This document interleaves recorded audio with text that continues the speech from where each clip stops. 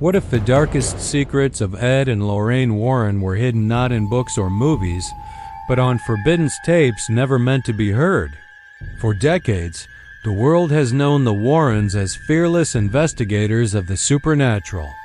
But buried within their private archives lie audio recordings so disturbing, so intense, that even seasoned priests refuse to listen to them twice.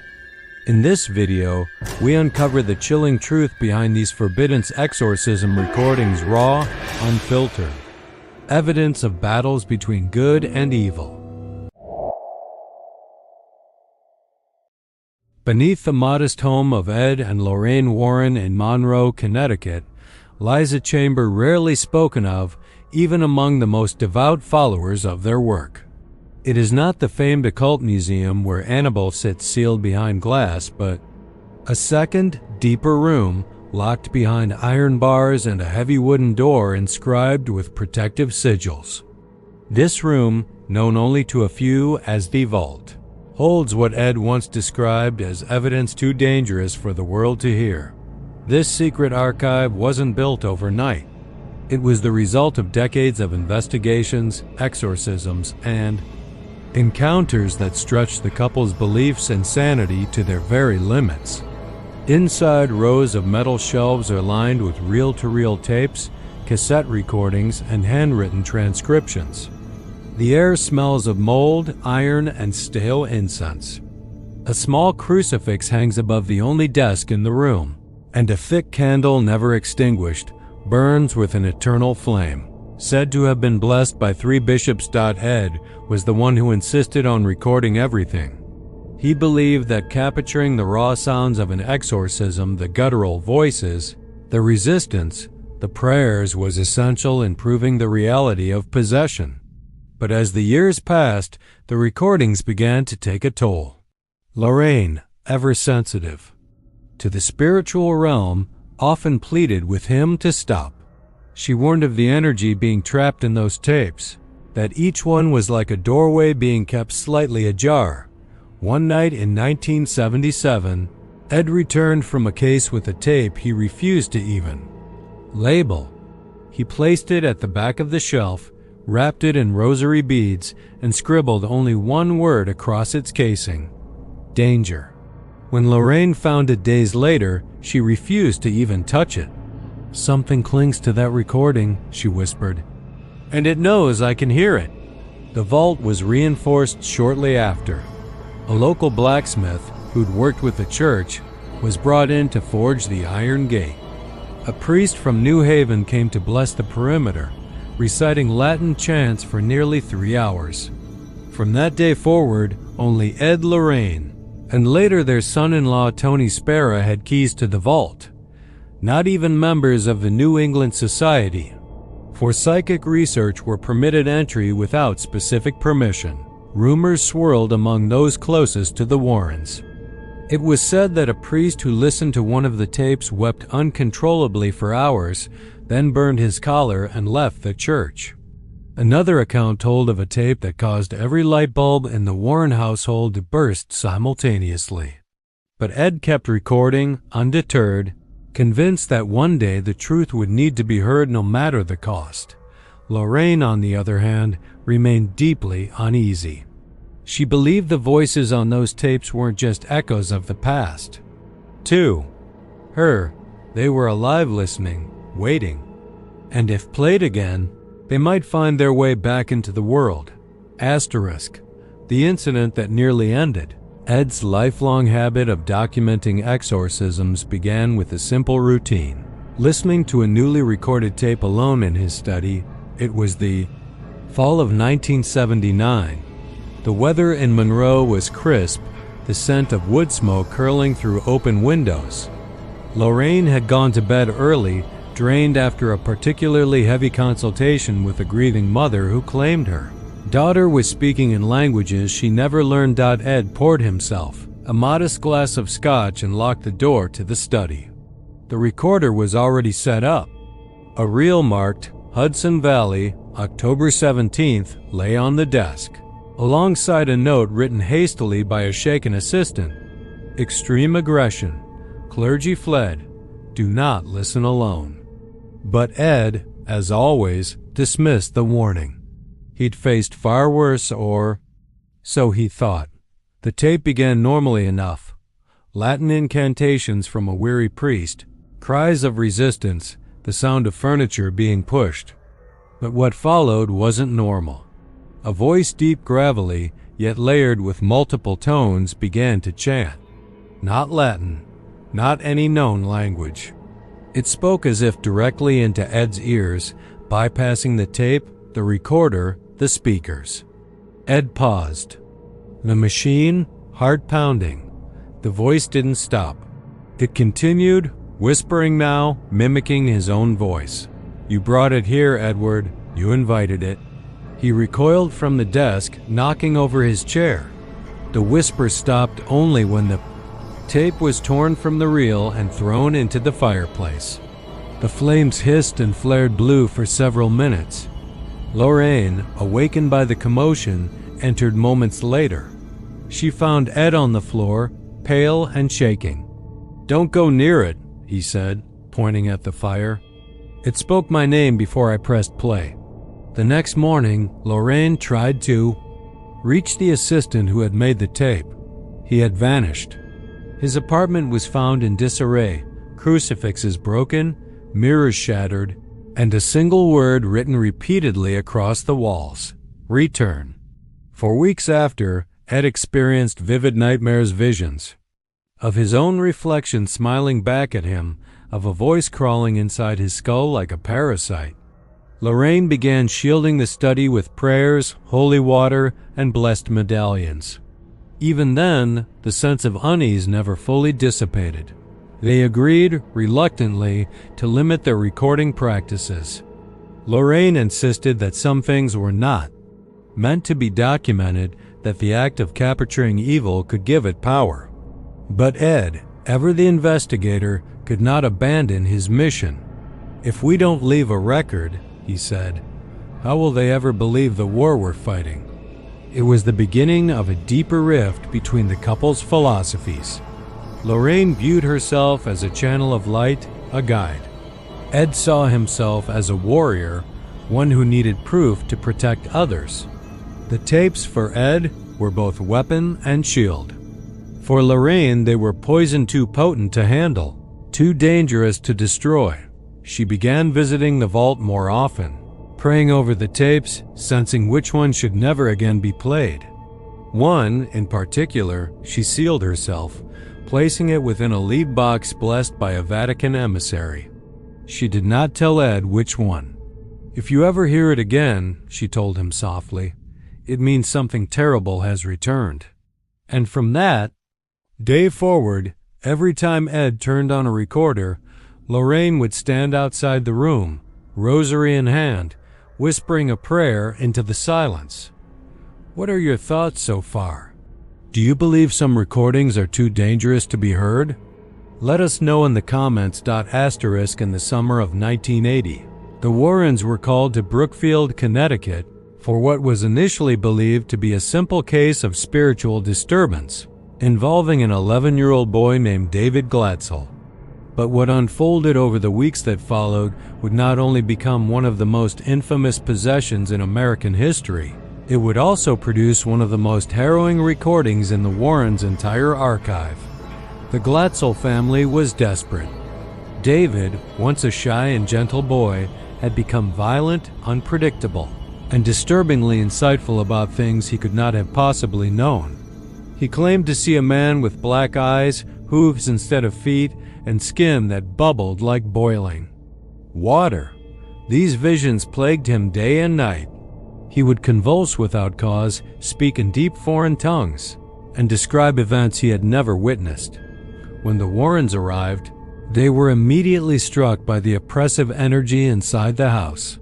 Lorraine, upon entering David's room, collapsed. She later described it as being hit with a wave of something that wasn't just evil, it was ancient and intelligent. Ed began recording almost immediately. What he captured during the exorcism was a sound that defied explanation. David's voice layered with three others, each one speaking a different language simultaneously, yet perfectly synchronized. Latin, Aramaic, and something that no one could identify.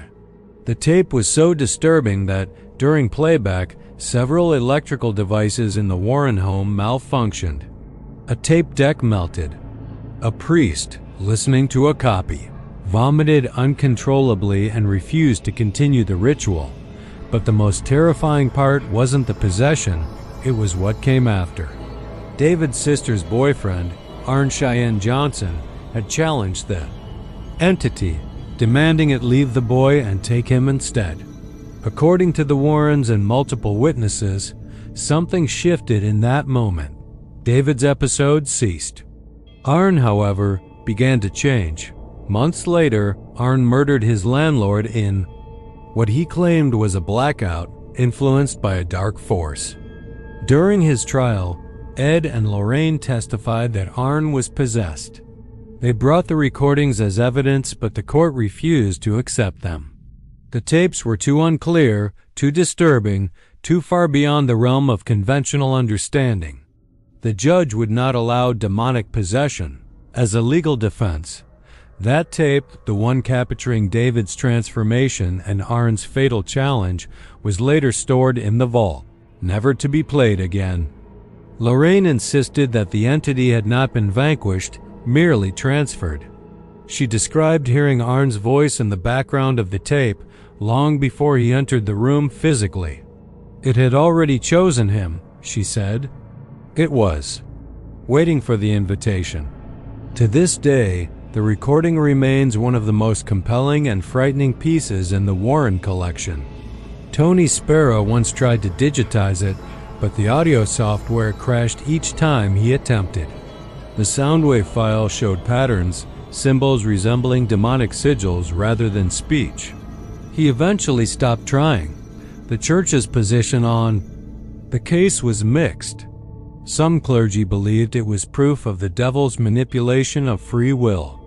Others warned Ed and Lorraine to stop meddling with forces they could not control. "You're not just documenting evil," a senior bishop warned them. "You are giving it a voice." But Ed stood firm.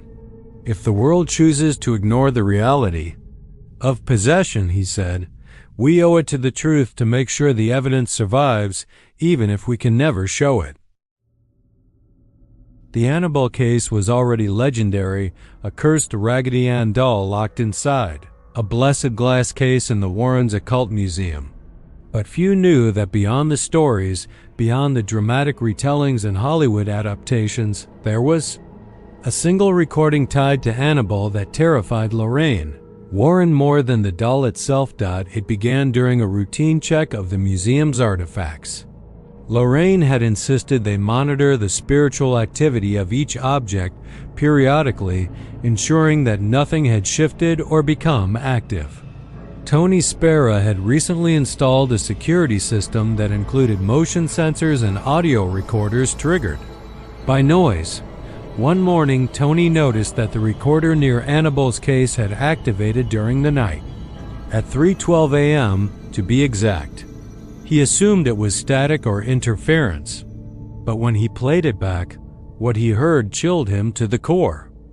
The recording began with ambient silence, followed by a faint rustling sound. Then came a whisper not inhuman, not monstrous, but unmistakably human. A voice, soft and precise, said, "Help me ... Lorraine." Tony froze. It wasn't just the content, it was the voice itself. It sounded exactly like Lorraine. Not similar, identical. He rushed to compare it with previous interviews and recordings. Every inflection, every nuance matched. But Lorraine had been asleep in her bedroom at the time of the recording. When she listened to it the next day, she went pale. "That's not me," she said softly. "That's something using my voice." She refused to let the tape play a second time. The following days were filled with unease. The temperature near Annabelle's case dropped noticeably. Visitors reported headaches and sudden dizziness when near the glass. One psychic who entered the room collapsed within seconds, later saying, It was like the doll was trying to speak directly into my soul. Ed, ever the documentarian, tried to record again. He placed multiple recorders around the museum and left them running for an entire night. The next morning, all but one recorder had malfunctioned. The single working device captured something bizarre, rhythmic knocking in patterns resembling Morse code, and at the end of the tape, a guttural laugh not loud, but deliberate. Ed decoded the knocks with help from a retired naval technician. The message, in broken English, read, "She hears us. She knows." Lorraine banned all future audio surveillance near Annabelle. The original whisper recording was sealed and placed in the vault under holy protection.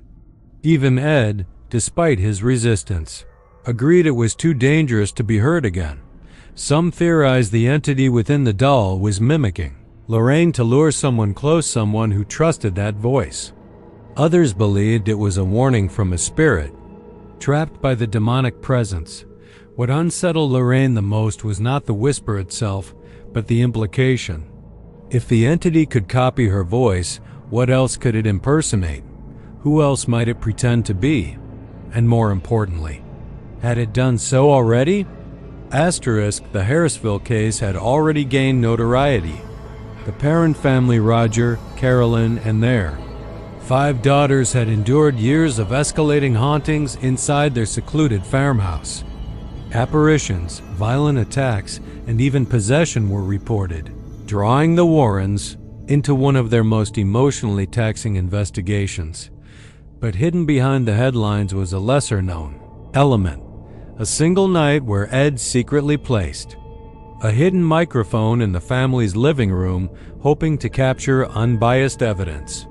The plan was discreet. Even Carolyn wasn't told. What the device recorded was never played publicly, and for good reason. That evening began calmly enough. The girls were playing a board game. Roger sat reading by the fire. But around 11:47 p.m., the tape captures a subtle shift in the atmosphere. A sudden drop in temperature. A static crackle. And then, faintly, Carolyn's voice whispering, "Did you hear that?" What follows is a sequence of escalating chaos. Heavy footsteps echo from the attic, though no one was there. A low groan, guttural, inhuman, reverberates through the floorboards. One of the girls, Andrea, screams. On the tape, her voice is heard shouting, "It's in the room. It's looking at me." Then silence. For a full 30 seconds, the audio cuts to a humming noise, almost electrical. No voices, no movement. Just a cold, artificial vibration. When the sound resumes, something speaks, but it isn't English. Not even words. Just syllables, spit. Out like a chant. Lorraine would later say the pattern resembled ancient Sumerian. Ed played the tape for a linguistics scholar from Yale who simply shook his head and left, refusing to comment. The most horrifying moment comes at the 2:13 a.m. mark. A girl's voice believed to be April, the youngest, pleads, "Make it stop, please ... And a second voice, deeper male, replies from somewhere off microphone, "Not yet." When Ed and Lorraine returned the next day, they found Carolyn Perrin in a catatonic state. She had no memory of the night before. The girls were unusually quiet. Andrea approached Lorraine and handed her a drawing, 5 stick figures holding hands, with a dark, clawed figure looming behind them. "He said he was the real father," Andrea murmured. Lorraine demanded the tape be removed from the house immediately. That night, she suffered a vivid dream, something dragging her into the basement of the Perrin home, whispering her name over and over. When she awoke, her arms bore scratches she couldn't explain. The tape was labeled Harrisville_please_1 and stored in the vault. It has never been played in full since. Tony Spera once described hearing just 10 seconds of it as the darkest energy he'd ever felt in audio form. The Perrins eventually fled the house, unable to endure further torment.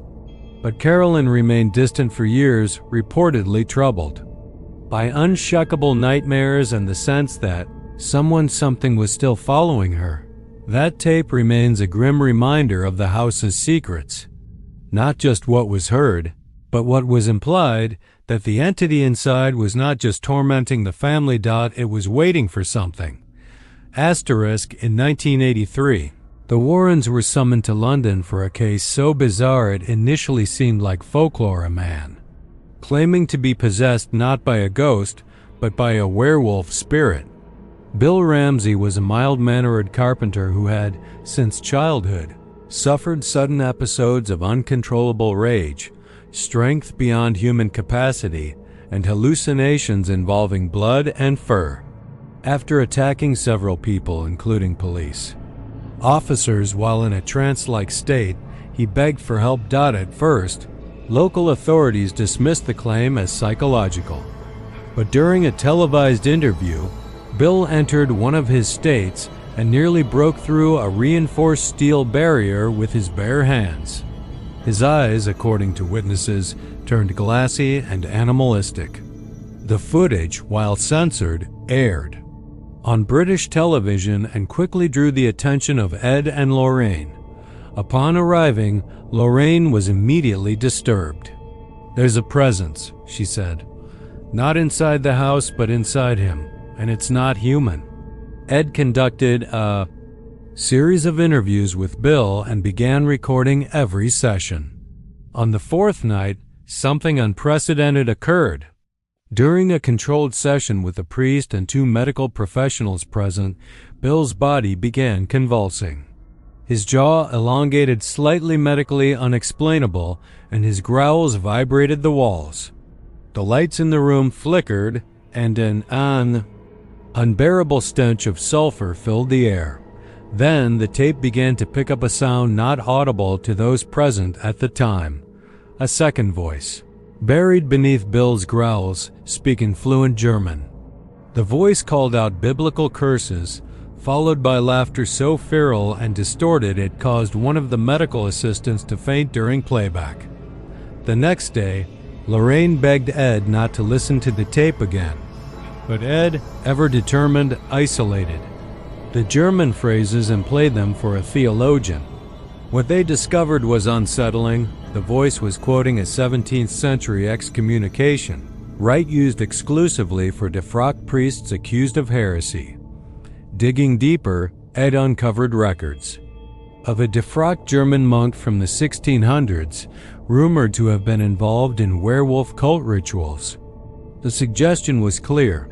Bill wasn't possessed by an animal spirit, but by a cursed soul with centuries of dark history. The final exorcism was performed in a small church outside London. It lasted 7 hours. The tape from that night captures every scream, every growl, every desperate prayer. Near the end, a shriek cuts through the audio so violently that it reportedly shattered a church window. And then ... silence. Bill Ramsey collapsed. When he awoke, he wept. "It's gone," he whispered. "For the first time, I'm alone." The tape was hand-carried back to the U.S. by Ed, stored in a lead-line box inside the vault. Lorraine refused to speak about the case again. Tony Spera later described listening to only the first 5 minutes. "It wasn't just a man growling," he said. "It was something else, something that didn't belong in our world."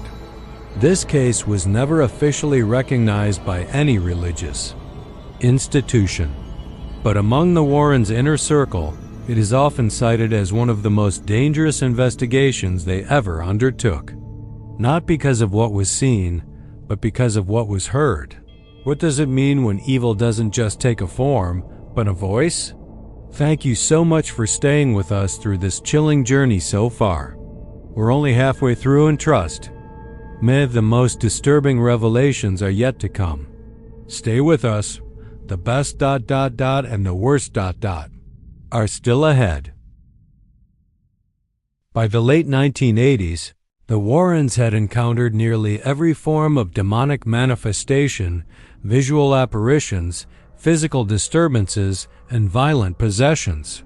But one case, originating from a convent in upstate New York, revealed a terrifying new dimension, a demon that could manipulate language itself.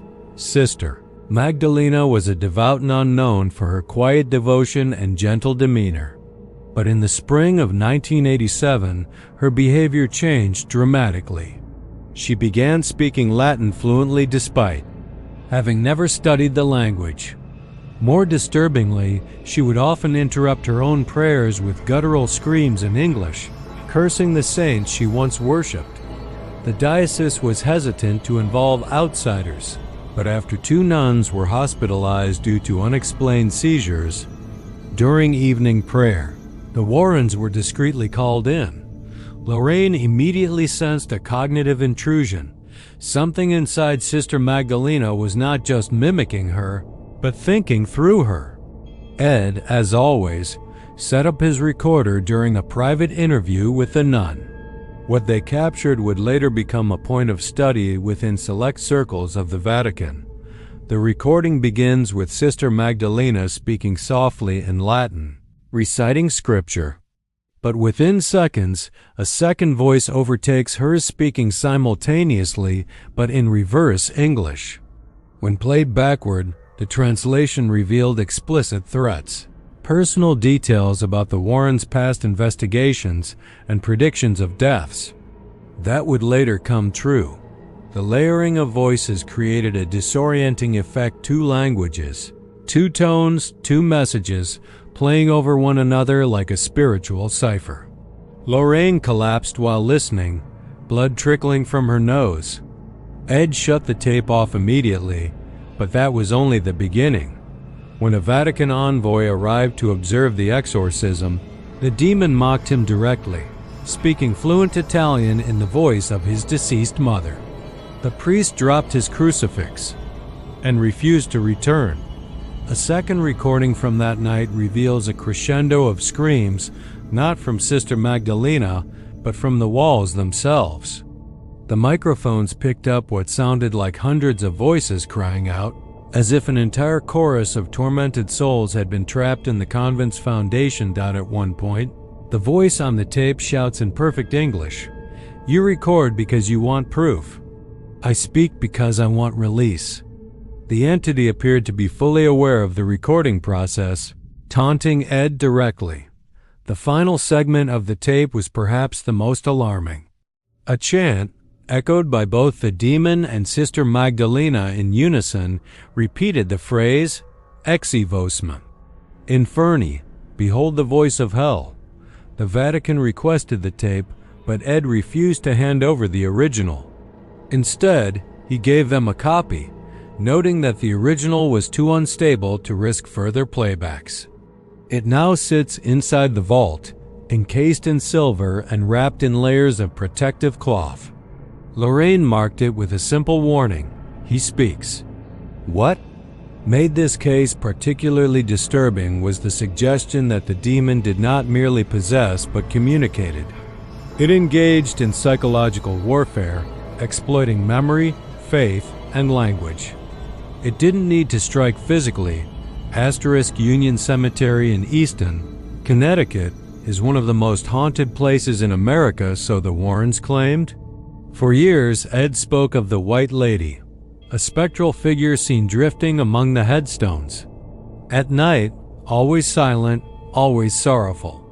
Dozens of eyewitness accounts and blurry photos had tried to capture her, but none came close to the chilling encounter that brought her into the Warrens' forbidden archive. It was late October, around All Hallows Eve, when Ed and Lorraine set up surveillance equipment in the cemetery. A full moon illuminated the fog-covered tombstones, casting long spectral shadows across the graves. Ed placed motion-activated cameras and audio recorders at key points where the audio recorders at key points where the White Lady was most often sighted. Nothing unusual occurred for the first 2 nights. But on the third, one of the recorders activated without any motion trigger. It ran for exactly 13 minutes.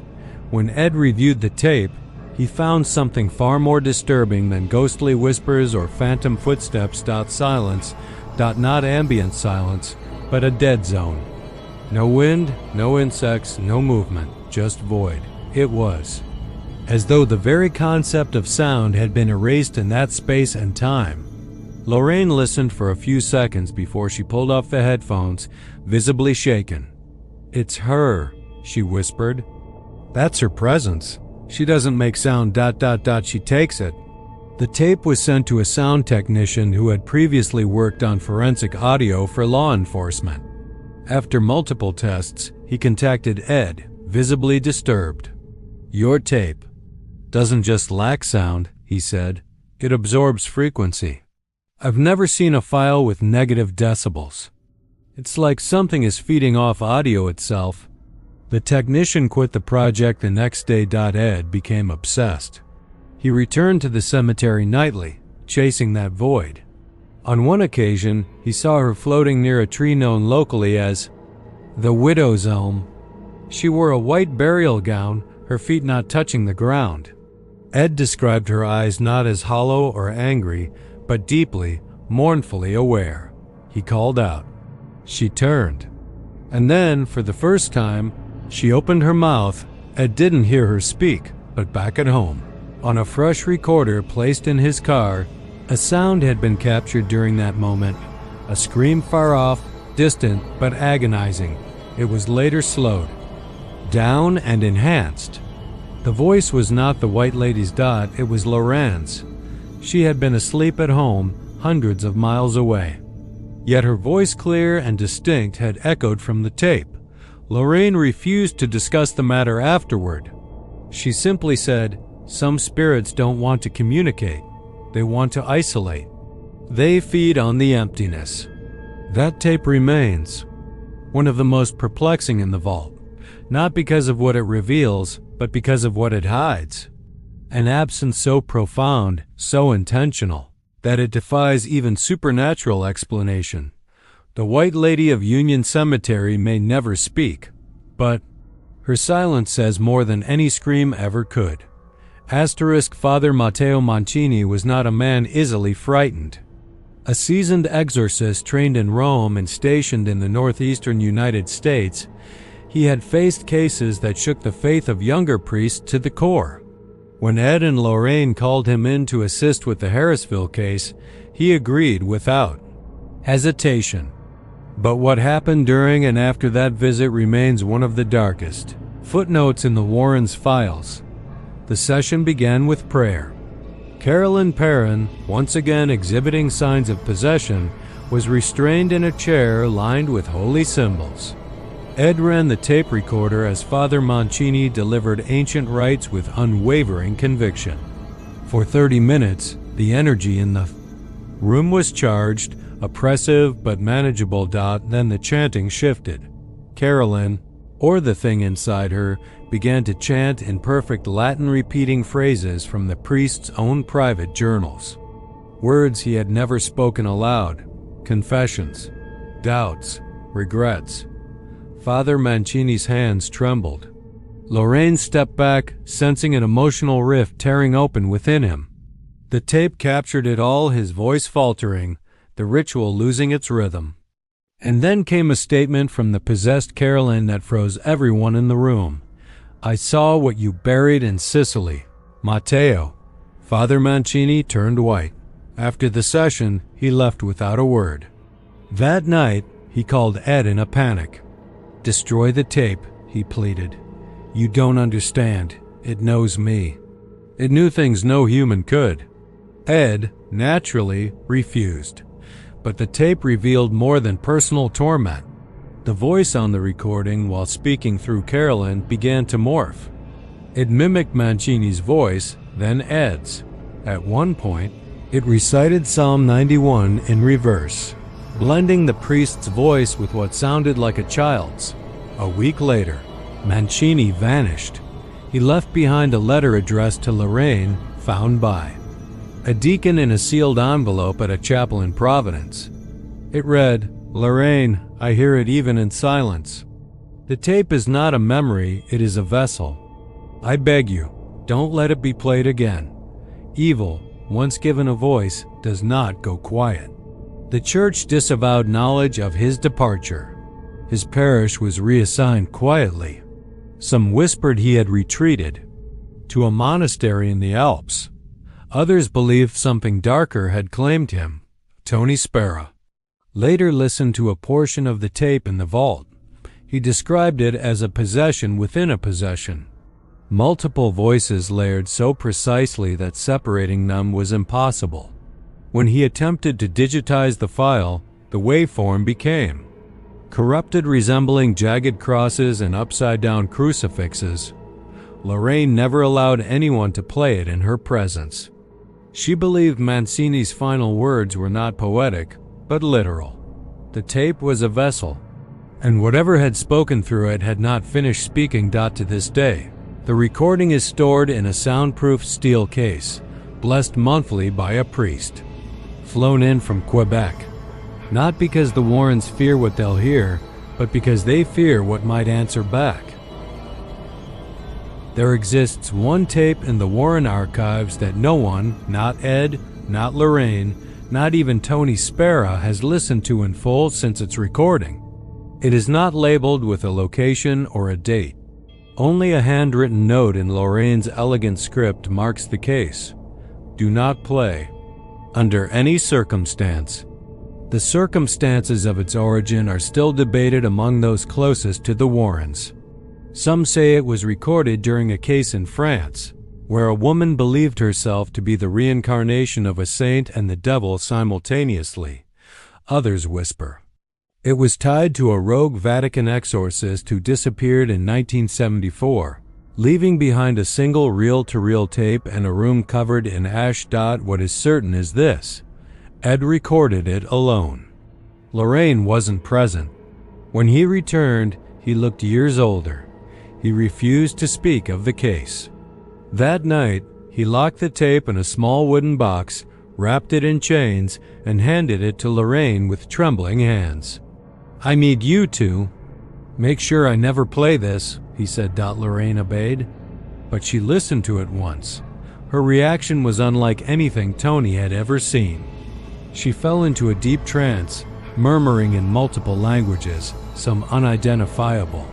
For 3 hours she wandered the house, drawing symbols in chalk on mirrors, floors, and doors. When she finally collapsed, she wept uncontrollably. She later told Tony, "It's not a voice. It's not even a sound. It's a presence pretending to be recorded. Listening to it, opens something." The box was later reinforced with lid and blessed by 3 priests simultaneously. Lorraine placed it inside the vault and instructed that it never be moved, never be copied, and never be digitized. It belongs to a thing that doesn't want to be remembered, she said. But if forgotten, it will find a way to remind us. Rumors swirled around the object. A technician once attempted to X-ray the box. The machine overloaded and he suffered a seizure. Another assistant, merely touching the outer casing, claimed to hear his deceased father's voice whispering regrets. He'd never spoken in life. After Lorraine's passing, Tony Spera received a sealed letter from her estate. Inside were instructions. Under no condition was the tape to be destroyed, moved, or examined. It was to remain where it was and protected. The final line read, "Ed was the only one strong enough to resist it. I wasn't. You might not be. Let it rest." That tape remains sealed in the deepest part of the vault. Occasionally, visitors to the museum report feeling cold spots or hearing whispers when passing the reinforced room. Most dismiss it. A few never returned. What was recorded on that final tape? No one knows, and perhaps that's the point, because some things the Warrens kept hidden not to protect themselves, but to protect the rest of us.